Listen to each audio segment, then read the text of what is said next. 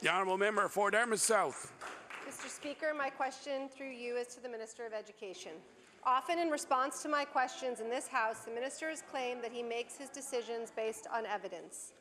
I have concerns that the administrative review, which he is using to justify sweeping changes to our schools and classrooms, is incorrect in sounding an alarm about Nova Scotian students' performance.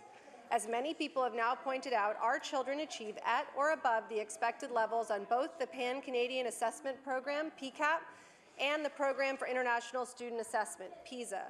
Mr. Speaker, how can the minister have confidence in his decisions when the evidence they are based on is faulty? The Honourable Minister of Education. Thank you very much, Mr. Speaker. There's two challenges that we're trying to overcome here. One, provincially, our students have only achieved at the national average or below consistently for a long time. Regionally, the achievement levels vary from region to region depending on what board you're working under. These are two challenges, in my opinion, that are important to overcome. They are system-based challenges. The structure of the education system has created challenges to do better. And since when, Mr. Speaker, has this House accepted middle of the road as best for our kids? When will we let our eyes look a little higher to a better horizon when our kids are competing with the very best in this country and beyond? The honourable member for Dartmouth South.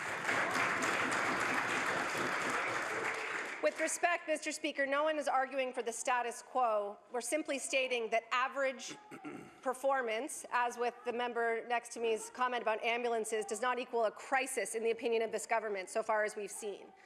Parents, students, teachers, and school boards have been asking for a willing partner to make the changes needed for a long time, and instead this government has locked students out, chosen to legislate rather than collaborate, and is now responsible for the second strike vote ever by teachers in as many years. Parents and teachers are experts who want what is best for our children. Mr. Speaker, if the minister has confidence in his reforms, then why does he feel the need to bulldoze forward in this sitting? And why is he so afraid to listen to the public? The Honourable Minister of Education. Mr. Speaker, I've gone out and met with the public extensively over the course of the last number of weeks. And let's not pretend that this is the first report that has told us there needs to be a change in the administrative model of our education system, Mr. Speaker. This just happened with the Myra Freeman report, who engaged thousands of Nova Scotians over the course of a year, Mr. Speaker. And so how many reports giving us recommendations to transform our education system have to sit on a shelf and collect dust before we actually do something in this province, Mr. Speaker? The time is now.